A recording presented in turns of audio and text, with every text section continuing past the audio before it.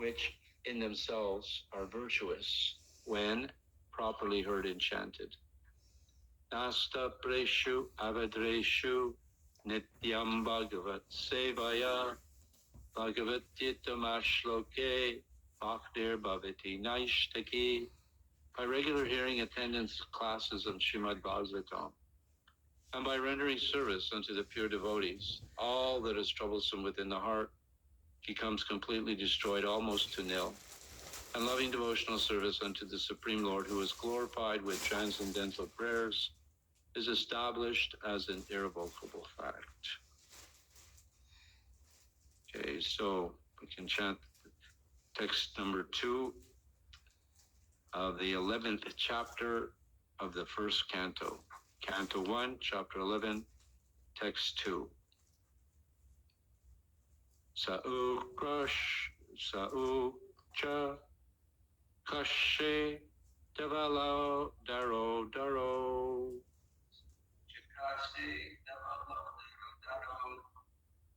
Pururu kramasya darashona shonima.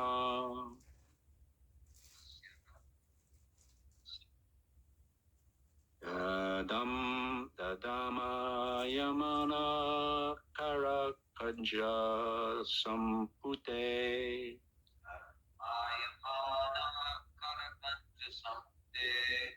Yathabyash kande kalahamsa utsvanaha.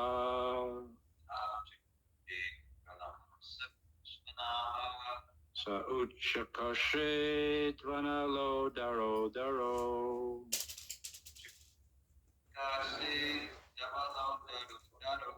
Yururu kramasya darasyona sonima.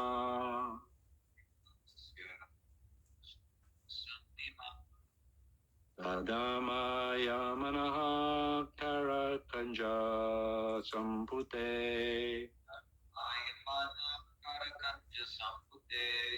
Ipabaj kande kalahamsa utsvanaha.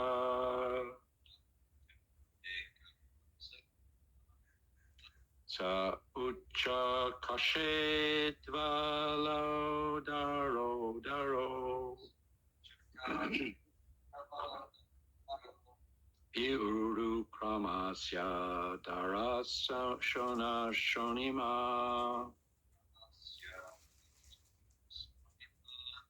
Adama yamana karakanja sampute. Yatabaj kande kalahamsa utsvanaha.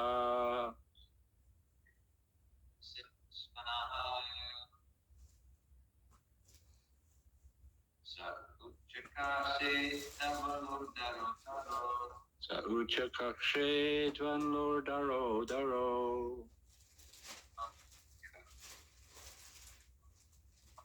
Uru kramasya darashona shonima. Tatamaya manaha karakanja sampute. Yatavaj kande kalahamsa utsvanaha.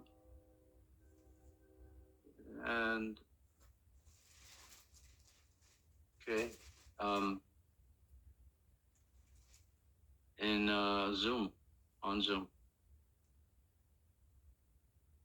Uchakase davolo daro Piyam urukramasya dharaso naso nimam Datma manaha kara kanja sampute Yatabja kande kala amsa uswanaha Su akashe davalara daro Pituru kramasya daro sonima Datmaya manaha kara konja sampute Yatabja kande kala hamsa usvanaha.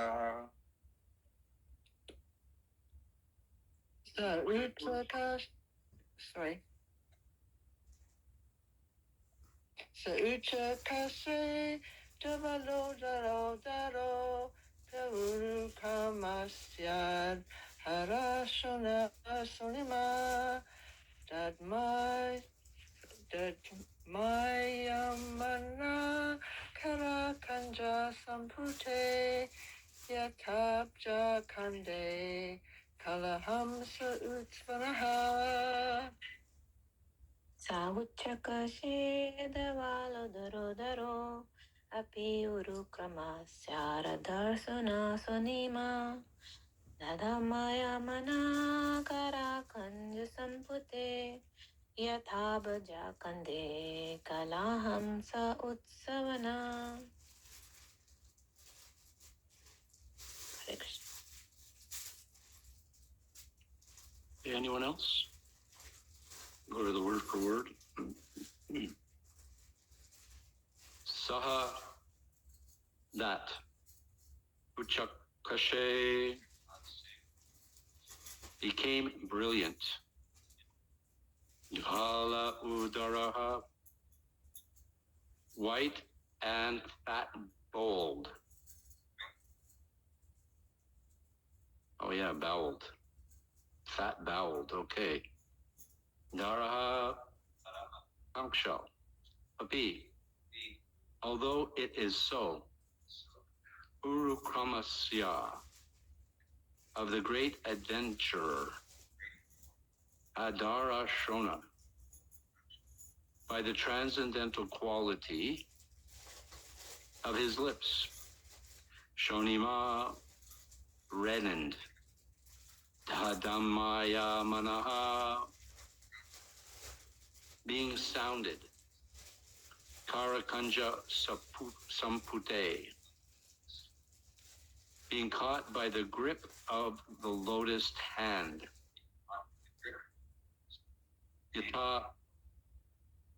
Yata, as it is. Abja Kande, by the stems of lotus flowers. Kala Hamsaha, ducking swan, or Donald Duck. No, he's Hare Krishna. Utsvanaha, loudly sounding. Translation purport by His Divine Grace Srila Prabhupada. The white and fat-bowled conch shell, being gripped by the hand of Lord Krishna and sounded by him, appeared to be reddened by the touch of his transcendental lips. It seems that a white swan was playing in the stems of red lotus flowers. Please repeat. The white and fat-bowled conch shell, being gripped by the hand of Lord Krishna and sounded by him, appeared to be reddened by the touch of his transcendental lips. It seemed that a white swan was playing in the stems of red lotus flowers. And now the purport. The redness of the white conch shell due to the lip touch of the Lord is a symbol of spiritual significance. The Lord is all spirit, and matter is ignorance of the spiritual existence.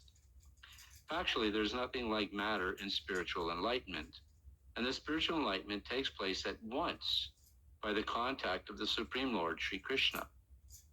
The Lord is present in every particle of all existence, and he can manifest his presence in anyone. By ardent love and devotional service to the Lord, or in other words, by spiritual contact with the Lord, everything becomes spiritually reddened like the conch shell in the grip of the Lord, and the Paramahamsa, or the supremely intelligent person, plays the part of the ducking swan in the water of spiritual bliss, eternally decorated by the lotus flower of the Lord's feet. Okay. Om Agana Timanandasha Jananjana Shalakaya Chakshur Militanjana Tasmai Shri Gurave Namaha. I was born in the darkness of ignorance. My eyes are being opened by the torch of knowledge. Due to the mercy of my spiritual master, offer my respectful obeisances unto him. Offer my respectful obeisances unto Rupa Goswami, his older brother Sanatan, unto the others, including Raghunath Das and Sri Jiva Goswami. Offer my obeisances unto Advaita Acharya, Avaduta, Nityananda, and to Sri Krishna Chaitanya Mahaprabhu. Offer my obeisances unto Radha and Krishna, and the gopis headed by Lalita and Vishaka. Vandeham Shri Guru Shri Utapada Kamalam Shri Guru Vaishnavam Cha. Oh, and offer my obeisances unto all Vaishnava devotees of the Lord. Sadvaitam Savadutam Parijana Sahitam Krishna Chaitanya Devam Shri Radha Krishna Padan Saha Lalita Shri Vishakam Vitamscha.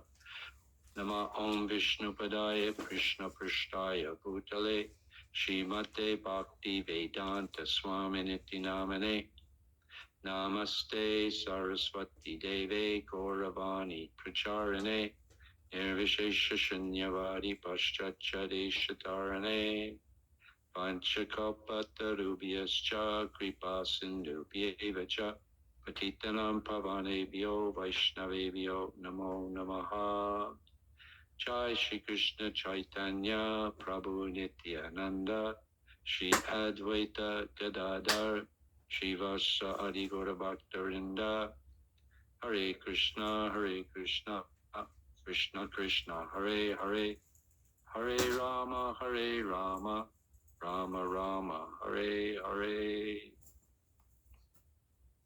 And the translation of the verse again. The white and fat bowled conch shell, being gripped by the hand of Lord Krishna and sounded by him, appeared to be reddened by the touch of his transcendental lips. It seemed that a white swan was playing in the stems of red lotus flowers. So, so the previous chapter was Lord Krishna departs. Hastinapur goes to Dwarka, and now this chapter is titled Lord Krishna's entrance into Dwarka. And the first verse describes how when the Lord was approaching the country, it actually said the country. Hastinapur was such a metropolis that it was considered a country. And when he was arriving there, he was blowing his conch shell. And when the Lord blows his conch shell, the devotees, they all get totally enlivened. The Lord is returning. It says he's been gone for quite some time.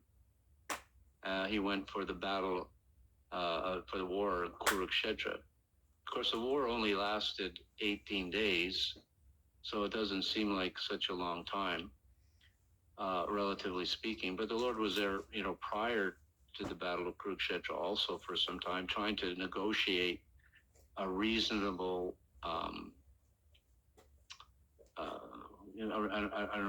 reasonable, what's the word, where the Pandavas and the Kauravas can come to some kind of an agreeable arrangement. But despite even Lord Krishna's attempts, it was not possible. And then after the war, of course, he stayed for some more time. So it was more than just for Kurukshetra war, but other purposes. So he had been away for quite considerable amount of time. So now he's returning, and the Lord is blowing his conch shell. And all the citizens are now enlivened. They're feeling very dejected in the sense of the Lord's being away. They're feeling loss. I remember as a kid being at home, and I'd be waiting for my father to return. And then if I see him coming up the sidewalk, I'd get all excited, Or sometimes, even a dog and its master, The dog could just be, in the house, but sometimes when he hears the footsteps, he can distinguish the different footsteps of the mat. The dog gets all excited. It's a natural kind of exchange of affection and appreciation and love, you could say. So what to speak in the case of the Transcendental Lord, that when he blows his conch shell, everybody recognizes his conch shell. We see in the Bhagavad Gita, just before the war begins, the two sides start blowing their conch shells. And even the conch shells have different names. I think Lord Krishna's conch shell is called the Devadat. Arjuna's is called something else. Bhima's is called something else. So they all blow their conch shells. And the sound of the conch shells either enlivens the armies on one side and frightens the armies on the other side, depending on the sound of the conch shell, perhaps who's blowing it, how much power is behind it. Even in battles, modern battles of sports, especially the United States with their national sport. Well, they say it's baseball. Well, let's say football is really probably the most popular sport in the U.S., American-style football. And each team has their band, and the band comes out and starts playing and drums up some enthusiasm. And if you're usually the band is playing on their home turf, and it inspires the team's local people. It just inspires them so much. And then the visiting crowd is not necessarily as enlivened hearing the opposite party's band. So again, when the Lord's conch shell is blown, everybody gets excited hearing the Lord's conch shell. But when it comes to the Battle of Kurukshetra, when one of the conch shells, I think it could have been Bhima blowing his conch shell, it actually frightened the other opposing army. So sound is a very powerful, very, very powerful element. It's one of the original elements, even in biblical teachings. In the beginning was sound. Of course, in our understanding, there's more subtle elements, such as the false ego, the intelligence in the mind, which precedes sound. Sound travels through ether. So sound is very powerful. Just by sound and what is transmitted, it has an effect on consciousness. Even with sound, with very high frequencies, I remember they would have this opera singer, and she would sing in such a high note that it would shatter a crystal glass. Or they put a sound very low frequency. It actually shakes everything. And I think we've all been experienced of some car going by and they're playing some kind of music, and there's a very loud bass, powerful bass sound, and you can feel it. You can feel the vibration. Sound is very, very powerful. And of course, what's transmitted by sound is transmitted in gross ways, orally. Different frequencies can be heard according to the perception of the particular ear and the frequency, or the vehicle that's receiving it, like a radio or TV. They're different frequencies. It's all sound. And the sound medium influences so many things. Depending on what you're listening to, depending on what you're hearing, that affects your thought process. So most people they're focused and absorbed on the sound of mundane things, and it just keeps them entangled in material sense gratification. Because in the modern age, you could say Kali Yuga, or even more modern age, our generation, all the sound is focused on enjoyment, material enjoyment. And because of that, the living entity does not have an opportunity to actually understand or even know or think that there is a God, and that the God is all pervasive. In the purport of today's verse, it mentions something about spiritual existence. The Lord is all spirit, and matter is ignorance. Factually, there is nothing like matter in spiritual enlightenment, and this spiritual enlightenment takes place at once by the contact of the Lord, the Supreme Lord Shri Krishna. The Lord is present in every particle of all existence, and this is also confirmed in the Brahma Samhita, where it's stated that the Lord is present in every molecule, in every atom.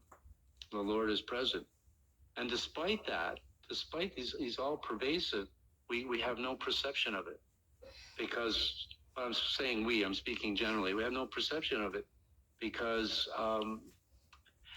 we're not seeing. We're only seeing and relating to matter, material, spirit, not spirit, but matter, material elements, material energy. And even the material energy is one of the energies of the Lord. Aham savasa pavavo mata sarva pavartate. Both material and spiritual energies emanate from me, Krishna says. He's the source of both energies. But when we're under the influence of the material energy, we don't see that Krishna is in every atom. But for a pure devotee, like Prahlad Maharaj, he saw Krishna everywhere. He saw Krishna within a pillar. And that's the difference between a pure devotee or Paramahamsa and an ordinary devotee. So in today's verse, it's very, very poetic. So in the previous verse, it talks that the Lord blew his conch shell, and all the residents of Dwarka, they heard he's coming. They were very enlivening. But in today's verse, is more detail. That what his conch shell looked like. It was white and bowel-shaped, and because his lips touched the conch shell had a reddish glow to it. Krishna's lips are reddish like which fruit? Anybody remember? The bimba fruit, yeah. According to the Damodar Astika, right? It's reddish like a bimba fruit. I don't know what a bimba fruit is, but my guess is it's pretty red. Actually, there's also interesting side note that as the body gets older materially, the color within the lips actually fades. But in the case of the Lord, his color of his lips never fade, because his lips are non-different than his lips are spirit, and he is spirit. He has form, but his form is spiritual. We have form, but it's material. Our form is temporary. Krishna's form is eternal. Our form is full of ignorance. His form is full of knowledge. Our form is full of the Kalya Mashashvatam. It's temporary. It's full of difficulties, full of misery, old age, disease, death. This is part of our form, whereas Krishna's form is Ananda. There's no unhappiness. And similarly, as a spiritual part and parcel of Krishna, technically we're also Ananda, Anandamaya Vyasa. That's the constitution of the soul, as we're meant to be happy. So his red lips touch the conch shell, so it gives it a red color. And it's also mentioned that the conch shell, because it's touched by Krishna, it also becomes spirit. Whatever is touched by Krishna becomes spirit. Srila Prabhupada would give the example of using a microphone. If you're using a microphone for just mundane things, then the microphone is material. But if it's used in the service of the Lord, then it becomes spiritual. Because matter and spirit, they're both coming from the same source. Just like the deity on the altar appears to be matter, appears to be stone. And for someone who sees that, oh, it's only some stone statue, then Krishna is not manifesting to them. But the deity is actually spiritual, because Krishna can take matter and turn it into spirit. But our perception may not be able to see it any more than our perception can see Krishna within the atom. But as we progress in our pursuit of Krishna consciousness, and we learn how to see properly through the eyes of Shastra, then when we see the deity on the altar, We don't say, oh, this is a stone statue. We say, this is actually Krishna, the Supreme Personality of Godhead. And advanced devotees, Krishna talks to them. Krishna walks. There's so many pastimes, even within our own temple, of miraculous things that are being witnessed by devotees who can actually see Krishna as Krishna. Krishna's face, the mood of his face changes. When they moved the Govinda deities from New York, they had a big high-rise building, and they sold off the building and they moved the deity. It was very visible. Many of the devotees claimed it was very visible that the Govinda did not look very happy. And even if we have our own deities at home and we're seeing this is not some stone statue, this is actually Krishna, treat him like that, then he will reveal himself to the pure devotee. And for the pure devotee, he sees Krishna everywhere. So anything that is related to Krishna, such as his name, entourage, paraphernalia, this is all, it's all spiritual. So for one who is a devotee of the Lord and he's engaging everything in the service of the Lord, his body, his mind, and intelligence, then he no longer has a material body, but he actually has a spiritual body. That's why when someone takes to the renounced order of life, to the sannyas order, or someone is a pure devotee, paramahamsa, pure devotee of the Lord, they don't cremate, they actually entomb. That's to put them in samadhi. But ordinary person, they would cremate. But for a pure devotee, a renounced order, of course, Krishna defines what real renunciation is. Anastikya karma palam, karma karoti cha, sasanyasi na yogi cha, nanir aganir apchakriya. That one who performs a prescribed duty as is obligated, but is detached from the results. That is a true sannyasi and the real yogi, not someone who wears no clothes and lights no fires. So sometimes in the name of renunciation, people will go around naked and they won't light any fires. They'll just eat raw food, and they seem to be renounced. But more according to Krishna, one who's really renounced is one who performs his prescribed duties as he's obligated, but he's detached from the results, which is not always easy because we're conditioned right from the very beginning. We do something, we expect some reward. You know, this is how people are educated. This is how people are trained. This is how especially dogs are trained by reward, more by reward than by punishment. Positive reinforcement. So right from the very beginning, this positive reinforcement. So we develop a tendency that when we do something, we expect some return. But if we do something without any expectation of return, then this is actually renounced position. And it's a difficult position to obtain.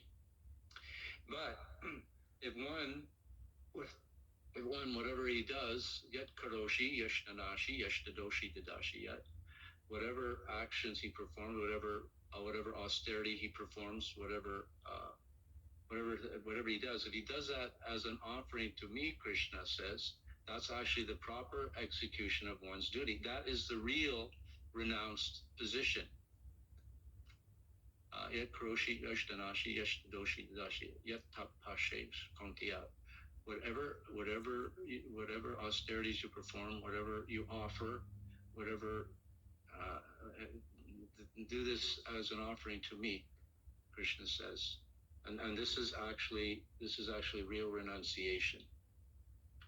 Real renunciation does not mean not doing anything, does not mean going around naked and lighting no fires, but serving the source of our existence. That is real. That's real yogi. That's a real sannyasi. So anything that's directly related to Krishna. So Krishna's pure devotee, they're non-different. The pure devotee of Krishna is to be respected and served and worshipped as you would worship Krishna. Shakshadari vena samasta shastra. Yuktastata avyata evasavi kintu prabhuya priyabatasya. Vande Guroshri Charanarvindam. That the spiritual master is to be honored as much as the Supreme Lord because he is the intimate associate of the Supreme Lord.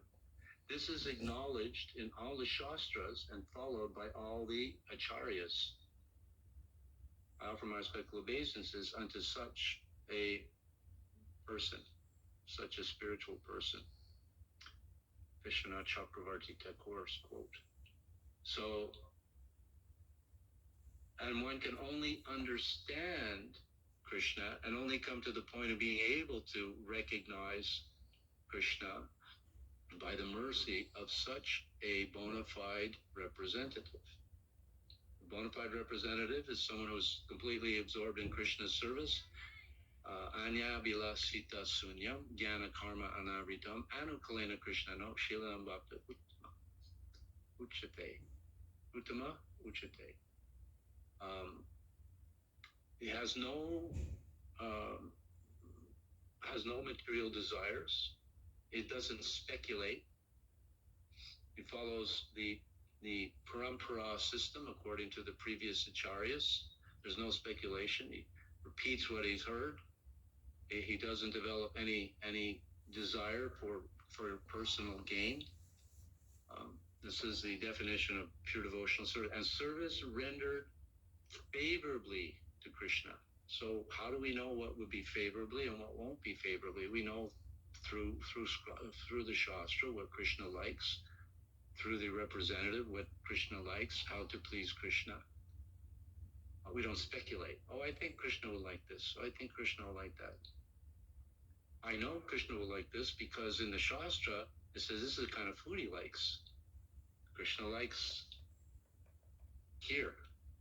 He likes yogurt. He steals it. He likes it so much he steals it. So these are things that Krishna likes. So, all right, let's get the best quality of what Krishna likes. Try to avoid anything that would displease Krishna by taking from a source that may be violent. Krishna wouldn't appreciate that necessarily. Anyway, I don't want to go on that. I don't want to go down that road. So a bona fide representative is also non-different than Krishna. He's non-different than Krishna because he's not Krishna. This is the other thing. It's like he's not God, but he's a representative, so he's non-different than Krishna. Achinta Veda Aveda Tattva. Simultaneously same as, but at the same time different. Same as in quality, different in quantity. Krishna is unlimited, and the pure devotee is limited. He's limited to the degree that Krishna empowers him. Unless one is empowered by the Supreme Lord, one cannot spread love of Godhead. This is also fact. So if there is some example of how Krishna consciousness is spreading, and there's a person behind it who has put that in motion, that means that person is a Shakti Vyesha avatar. He's an incarnation of Krishna. So, in this sense, A.C. Bhaktivedanta Swami is a Shakti Vyesha avatar. He's an incarnation of Krishna. Non-different than Krishna in quality, but not in quantity. And even in quality, as Jiva Tattvas, there's only a certain percentage that one can have all the qualities of Krishna. So as a Jiva Tattva, that means ordinary living entity, which goes all the way up to Lord Brahma, who's also a Jiva Tattva, they can acquire 78% of the qualities of Krishna. Then the next level up is Lord Shiva. Lord Shiva, he acquires 88% of all of Krishna's qualities. And then next up is Vishnu. Vishnu acquires 96% of Krishna's qualities. But only Krishna, as Prabhupada uses the old English terminology, cent percent. Only Krishna is cent percent or 100%. all the qualities. And some people say, well, how is it that Vishnu, who's non-different than Krishna, he's non-different? The Jiva Tattva, who's a pure devotee, is non-different. Achanta Veda Tattva. But in the case of Lord Vishnu, what are the four different qualities that what's the 4% of the qualities that he doesn't have, that Krishna has? And that 4% is he has the same Krishna's sporting activities. Vishnu doesn't have sporting activities. Krishna's appeal to the to Radharani and the maidens of Vrindavan, cowherd maidens. Vishnu doesn't have that. Krishna's beauty, unsurpassed. Oh, Vishnu, he's pretty cool. He's got 4 arms. So that's, you could say 4 times beautiful. No, Krishna is more beautiful. The lotus state of Krishna is even more beautiful than the more godly face of Vishnu. And the last one, it was on the tip of my mind. It's going to tip of my tongue. And the last one is his ability to melt rocks when he plays his flute. The sound of his flute. Kama Gayatri mantra. If somebody is chanting the Kama Gayatri mantra, it's Krishna's flute. Krishna's flute playing, unsurpassed in the sound of music. So, and now this verse is really very very poetic. So it says that, I'll read it seemed Krishna is described. Let's see, I'm going to read the verse again, and there's some interesting thing at the very end of the purport. The white and fat-bowled conch shell, being gripped by the hand of Lord Krishna and sounded by him, appeared to be reddened by the touch of his transcendental lips. It seemed that a white swan was playing in the stems of the red lotus flowers. So, the white swan in reference or in cross-reference would be the Paramahamsa. Paramahamsa means a pure devotee, 100% engaged in Krishna's service, 100% pure devotee. They're known as Paramahamsa. Jayom Vishnupad Paramahamsa Parivrajikacharya Ashtotara Sata Shishimada Swami Grace A.C. Bhaktivedanta Swami Srila Prabhupada. Paramahamsa. And the amazing thing about a Paramahamsa, or about a swan and the lotus, is that the swan breaks the stem of the lotus and he can separate the milk, the essence, from the water. So a Paramahamsa, he can be in the material world but not be affected and only see spiritual. And at the same time extract that spirituality and even give it to others. So this is the analogy between the swan. So the red lotus and the white swan, the Paramahamsa and the lotus, and the milk from the lotus. And in the last sentence in the purport, it's incredibly poetic. By ardent love and devotional service to the Lord, or in other words, by spiritual contact with the Lord, everything becomes spiritually reddened, like the conch shell in the grip of the Lord. And the Paramahamsa, or the supremely intelligent person, plays the part of the ducking swan in the water of spiritual bliss, eternally decorated by the lotus flower of the Lord's feet. It's a little bit confusing, but very poetic. There's another characteristic of the 26 qualities of a pure devotee. One of the qualities is poetic, Kavi. Srila Prabhupada was actually given the title Kavi by his godbrothers. When after one of the last Now, I'm not sure if it was when Bhaktisiddhanta was present, and it was the prayer Adore Ye, Adore Ye. He is in Israel who say, no, that's not the verse. Impersonal calamity thou hast removed.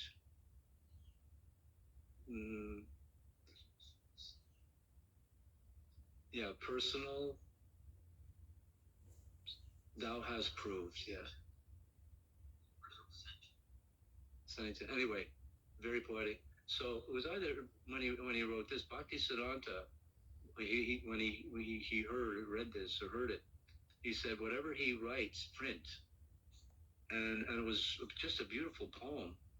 And his godbrothers, now I don't know if it was for that one or for another one, but his godbrothers gave him the title Kavi because he was expert poet. And then later, his disciple, his godbrothers, Sridhar Swami and Bhakti Saranga, gave him the title Bhakti Vedanta. It wasn't something he took on himself. His actually, you could say even his senior godbrothers, because they were sannyasis. He was still in the household of life. They were full-time devotees. He was a full-time devotee in his consciousness all the time, but at the same time, he's a householder doing householder activities, performing his duties, his prescribed duties as obliged, but completely detached from the result. And being detached from the result, giving the result, always give the result to Krishna. So he was also elevated in that sense. But his godbrothers had joined before him, were sannyasis, so they were, from one perspective, seen to be senior godbrothers. And they gave him the title Bhaktivedanta because he could see that he was very scholarly. And that's when he first wrote the first copy or the first draft of his Bhagavad Gita as it is. He had his godbrothers read it, and they said, yeah, we should call him Bhaktisiddhanta. And then it was mentioned, oh, you can't call him Bhaktisiddhanta. That's the title of our guru. Let's call him Bhaktivedanta. And that's how he got the title Bhaktivedanta. So he was a Kavi and Bhakti Vedanta. Veda means knowledge. Anta means the end of knowledge. And what is the end of knowledge? Bhakti, devotional service to Krishna. Hare Krishna. I'll finish here. I ran out of things to say. I hope anyway, Hare Krishna. Any comments or questions? Can you tell me the verse again? I came late. Yeah, it was Canto 1, Chapter 11, Text 2. Oh, text 2. Beautiful. What a beautiful celebratory event. That's all we can know, isn't it? Yes, absolutely. And that's why this poetic language is very apropos, because it's so celebratory. Even we may not understand all the images and metaphors. Any more than we can understand all the depth of each verse of the Srimad Bhagwatam. Exactly. But according to our level of development and the mercy of Krishna, who gives us the ability to understand, then we can get deeper and deeper. But each one there's no end to the depth of potency and knowledge. And each one has also a secret meaning, just like the Gita at the end. It says it's actually rahasya, it's actually secret, because only those who are advanced can understand it. And what to speak of the Srimad Bhagwatam. Yeah, and it just defines who is advanced. Exactly. It's and who's advanced? Only by devotional service to me can I be understood. So if you're engaged in devotional service to Krishna, then you're becoming advanced. Exactly. It's not being a jnani. That's the whole point. Yeah, so thank you very much. I'm sorry I came late. Well, thank you for your participation and comments. No, it's always beautiful, your class. Thank you so much. Nitai Ram Prabhu.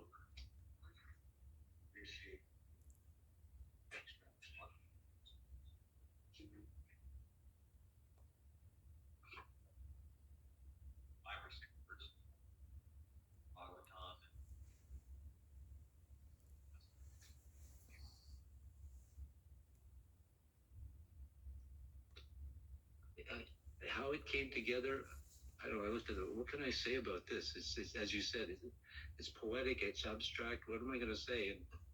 whatever I said is really, honestly, it's the mercy of my spiritual master, really. Yeah, and the parampara. Jagavinda Prabhu, we couldn't hear the question. Could you repeat the question into the mic? Oh, okay. He was just making a comment and, embarrassing me about how I was making different reference to different verses in the Bhagavatam and Bhagavad Gita and how it, pulled it all together. Yes. And I was just expressing how it's just because of the mercy of my own spiritual master and the parampara. I also was very happy to hear the energy with which you were pulling together so many useful and scientific details as you were speaking. Thank you so much for this class. Well, thank you. Okay. Anyone else? Any comments, questions?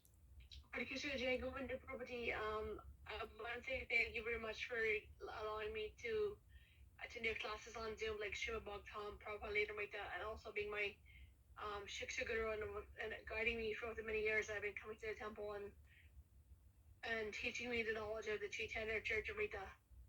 Thank you very much, Prabhuji. Hare Krishna. Hare Krishna. Thank you. Anyone else? Any comments or questions? Mataji wants to say something. Go ahead, Mataji. Saraswati. Hare Krishna, pranams.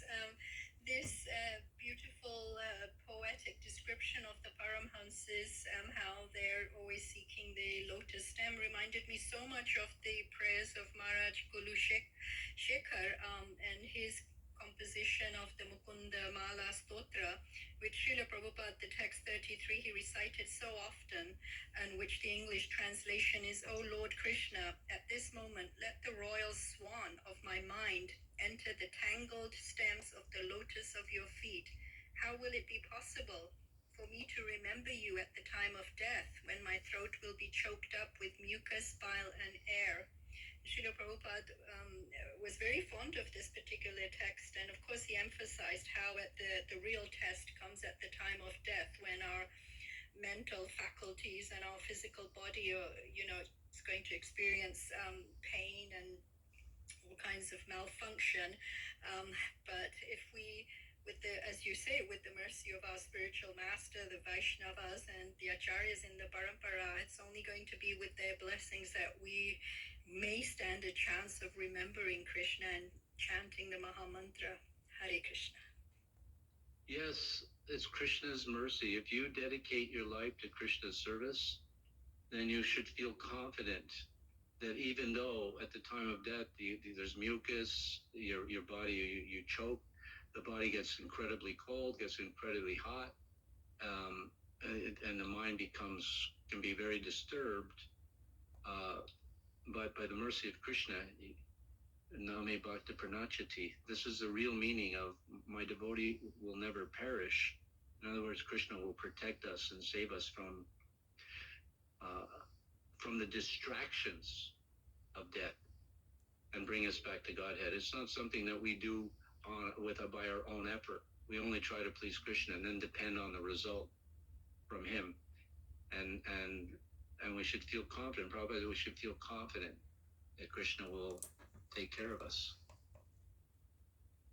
But thank you. I really like that quote that you used. Also, Prabhupada did quote that often. I recognized it as soon as you started to recite it from the. What was it? The Mala Stotra? Yes, Mukunda Mala Stotra. Mukunda Mala Stotra. Yeah, thank you. Anything else? Anyone else? Hare Krishna, Prabhuji. Yes. Thank you very much. Wonderful class. That says the saying is that absence makes the heart grow fonder. And true lovers, how they feel. You have given a wonderful example of the dog. I really like it. I remember how the dogs run and hug the people when they see. But sometimes we notice that separation also makes like lovebirds. We hear that when we separate, they die, they give up their lives. So much pain is there. Can you comment about the pain in this separation? Well, yeah. There's two aspects of feeling the pain of separation. There's the mundane aspect of feeling pain of separation will generally leads to depression. Sometimes we will see that a couple that have been together for a long time, one of them departs. I was even mentioning this readings recently, and that the other one, out of separation, is feeling so much pain that they also give up their body, or they also die, and not because they commit suicide or anything. It's just their attachment is so strong that they can't live without the person, and they just allow themselves to die. Or the sati rite. If the husband dies before the wife, then the wife performs feeling so much pain of separation. It's more painful to be separated than it is to. It's more painful to live without than it is to enter the funeral part. So they when the husband is being burned, they climb onto the funeral part. Of course, that whole thing has been banned by the British because, due to social prestige and economic reasons, if the husband would die, and the mother or the grandmother, they would basically force them, because of the attachment and chastity wasn't as it was in previous ages. So they would not necessarily want to do that, but they would be forced to do that. So the British, stopped that, outlawed it. But even Srila Prabhupada, so even during his time, he saw that this happens sometimes. So that's the mundane aspect, which is only painful. It's painful, but in the case of on the transcendence separation, vipralamba, on the transcendental platform, it actually enhances one's love and devotion to the beloved object, which in this case, of course, is the Supreme Lord. And it's said that Krishna never leaves Vrindavan when he goes to Dwarka. And I was just reading recently that when he leaves, it's not that there's another Krishna in Vrindavan. Krishna remains in Vrindavan because of the devotees always thinking of Krishna. So because they're always thinking of Krishna, Krishna is present. If one thinks of Krishna, he's present. So he's always present in Vrindavan, as the devotees are always thinking of him. So he never leaves Vrindavan in that sense when he goes to Dwarka. It's not there's a different Krishna in Vrindavan and a different Krishna in Dwarka. It's the same Krishna. But they are always thinking of Krishna, so Krishna is present. And the separation, the spiritual separation, they say, that Vani is greater than the, being separated from Krishna, like Gorakishore Das Babaji, that was his moniker, right? That he was in the mood of separation. That was his claim to fame. His pranati also says that. So that kind of separation, being transcendental, is actually ecstatic. But even if we're feeling separation